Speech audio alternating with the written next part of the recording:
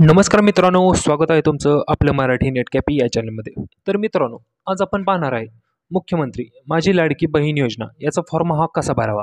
याचे online form भरणे हे चालू झालेले आहेत. ते फॉर्म भरायचा आहे. ही एक लिंक ॲप्लिकेशन दिलेलं आहे सरकारने. नारी शक्ती दूत हे ॲप्लिकेशन आपल्याला हे इन्स्टॉल करून घ्यायचं आहे. हे ॲप्लिकेशनवरून आपण तो फॉर्म भरायचा आहे.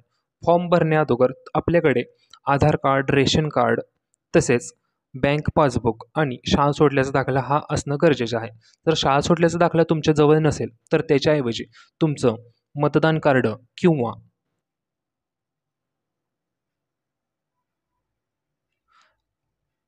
जन्माचा दाखला किंवा डोम असेल यापैकी कोणतं तरी एक डॉक्युमेंट असणं गरजेचं आहे. हे 4 डॉक्युमेंट जर तुमच्याकडे असतील तर हा फॉर्म भरायला तुम्ही घेऊ शकता.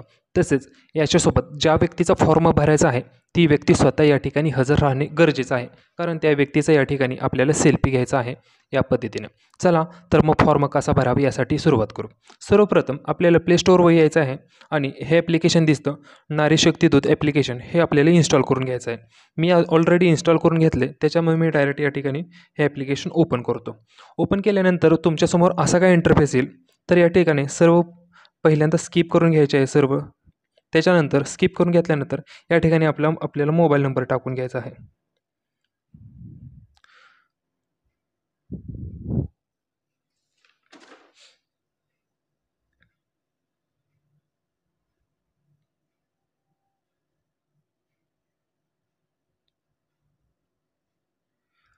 या ठिकाणी मोबाईल नंबर टाकून घेतल्यानंतर आय ॲक्सेप्ट आय ॲग्री बटनावर क्लिक करायचं आहे. त्याच्यानंतर स्वीकार या बटनावर क्लिक करायचं आहे. त्याच्यानंतर लॉग इन जे बटन दिसतं त्या लॉग इन बटनावर आपल्याला क्लिक करून घ्यायचं आहे. त्याच्यानंतर या ठिकाणी थोडा वेळ जाईल. त्याच्यानंतर आपण आतमध्ये लॉग इन होऊ. या ॲप्लिकेशनमध्ये आल्यानंतर या ठिकाणी आपल्याला लॉग इन या बटनावर क्लिक करायचं आहे आणि या ठिकाणी मोबाईल नंबर टाकून घ्यायचा आहे. त्याच्यानंतर आय ॲक्सेप्ट कंडिशन आणि टर्म याच्यावर क्लिक करून घ्यायचं आहे. त्याच्यानंतर लॉग इन या बटनावर क्लिक करून घ्यायचं आहे. लॉग इन या बटनावर क्लिक करून घेतल्यानंतर आपल्या मोबाईलवर एक OTP येईल.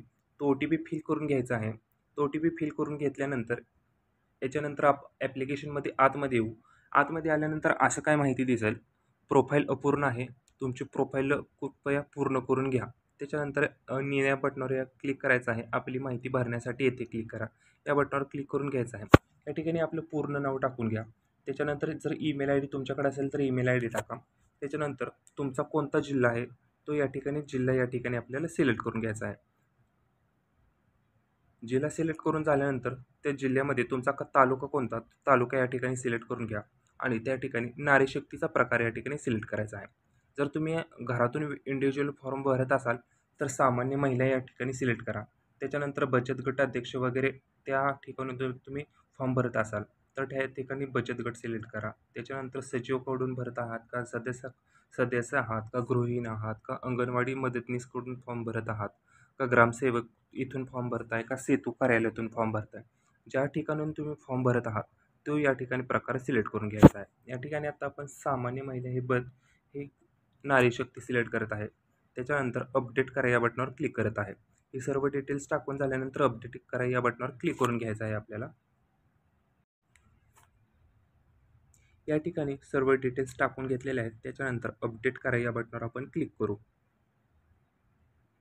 या ठिकाणी आपलं प्रोफाईल हे तयार झालेलं आहे. या ठिकाणी पाहू शकता आपलं नाव, मोबाईल नंबर, जिल्हा, तालुका आणि नारी शक्तीचा प्रकार हे सर्व झालेलं आहे. त्याच्यानंतर परत या ठिकाणी यायचं. या ठिकाणी पाहू शकता मुख्यमंत्री माझी लाडकी बहीण योजना ह्याचा 1 नंबरला ऑप्शन आहे. त्या ऑप्शनवर आपल्याला क्लिक करायचं आहे. त्याच्यानंतर जे परमिशन येतील ते आपल्याला क्लिक करून घ्यायचे आहेत. खुलणार आहे ज्याच्यामध्ये मुख्यमंत्री माझी लाडकी बहीण योजनेचा अर्ज, महिलेचं संपूर्ण नाव, अर्जदाराचं संपूर्ण नाव याच्यामध्ये आपल्याला भरायचंय. याच्यानंतर पती वडील जे नाव असेल ते आपल्याला त्या ठिकाणी नाव द्यायचंय. पतीचं नाव असेल तर पतीचं नाव एंटर करायचंय, वडिलाचं नाव असेल तर वडिलाचं नाव एंटर करायचंय. जन्मदिनांक निवडायचे, कॅलेंडर दाखवलं जाईल. याच्यामधून सर्वात प्रथम आपल्याला वर्ष निवडायचंय. वर्ष निवडल्यानंतर जो महिना आपला जन्म तारखेचा असेल तो महिन्यावरती आपल्याला जायचंय आणि त्याच्यामधील आपली जी जन्मतारीख असेल त्या जन्मतारखेवरती क्लिक करून आपल्याला ओके वरती क्लिक करायचंय. आता आपली जन्मतारीख दाखवली जाईल. जन्मतारखेनुसार वय जे आहे ते वय दाखवलं जाईल. याच्यानंतर जन्माचं ठिकाण या ठिकाणी दिलेलं आहे. ते जन्माचं ठिकाण आपल्याला याच्यामध्ये सिलेक्ट करायचंय. याच्यासाठी आपल्याला सर्वात प्रथम निवडायचंय जिल्हा. जिल्हा निवडल्यानंतर आपल्याला तालुका निवडायचा आहे. तालुका निवडल्यानंतर गाव आणि शहर जे काही गाव असेल, ज्या गावामध्ये आपलं जन्माचं ठिकाण आहे ते गाव निवडायचे. याच्यानंतर आपल्याला पुढे ग्रामपंचायत निवडायची आहे. ग्रामपंचायत निवडल्यानंतर त्या ठिकाणी आपल्याला पिनकोड निवडायचा आहे, पिनकोड द्यायचा आहे आणि आपला जो आता स्थानिक पत्ता असेल तो स्थानिक पत्ता याच्यामध्ये एंटर करायचा आहे. याच्यानंतर मोबाईल नंबर, आधार नंबर ही माहिती द्यायची आहे. शासनाच्या इतर विभागामार्फत राबवण्यात येणाऱ्या योजनांचा लाभ घेतात का नाही, नसेल तर नाही करायचे, असेल तर होय करायचे आणि होय जर असेल तर लाभाची जी रक्कम आहे ती आपल्याला त्या ठिकाणी नमूद करायची आहे. आता याच्यामध्ये 1000 रुपये लाभ मिळत असेल तर 500 रुपये लाभ मिळणार आहे, 500 रुपये मिळत असेल तर 1000 मिळणार आहे, 1200 मिळत असेल तर 300 मिळणार आहे, 1500 रुपयापेक्षा जास्त लाभ नसावा.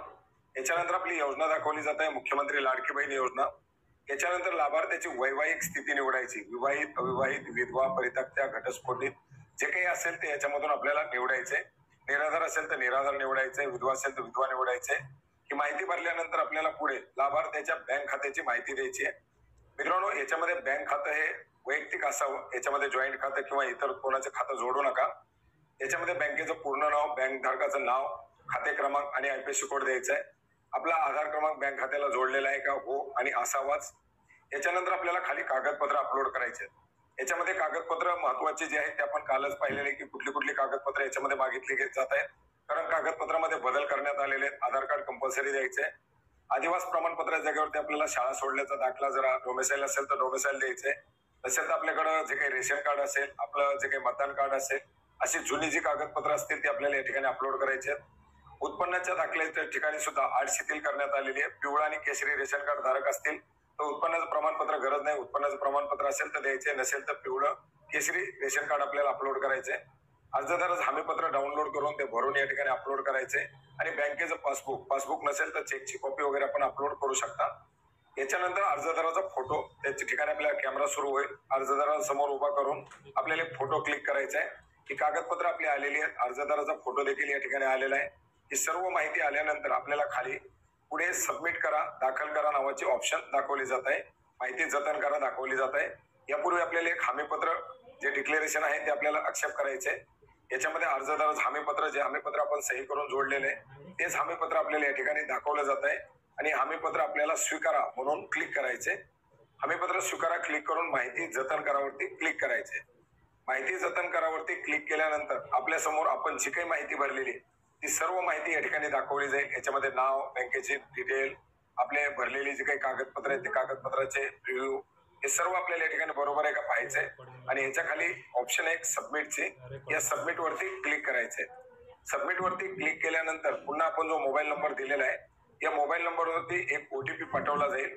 हा ओटीपी आपल्याला दिलेल्या बॉक्समध्ये एंटर करायचा आहे.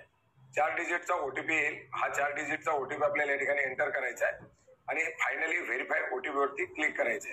व्हेरीफाय ओटीपी वरती क्लिक केल्यानंतर आपण जो भरलेला अर्ज ओटीपी बरोबर असेल, आपला सर्वे हॅज बीन व्हेरीफाईड दाखवला जाईल आणि आपण केलेला अर्ज आपल्याला थोडक्यात दाखवला जाईल. मेन मुख्य प्रश्नावरती यापूर्वी केलेल्या अर्जामध्ये आपला जो अर्ज आहे तो अर्ज आपल्याला या ठिकाणी दाखवणार आहे. त्याच्यामध्ये आपण पाहू शकता आपल्या अर्जाची स्थिती दाखवली जाते, आपल्या अर्जाची माहिती दाखवली जाते आणि आपल्याला एक जो सर्वेक्षण क्रमांक दिलेला आहे तो सर्वेक्षण क्रमांक अर्थात आपल्या अर्जाचा क्रमांक या ठिकाणी दिलेला आहे.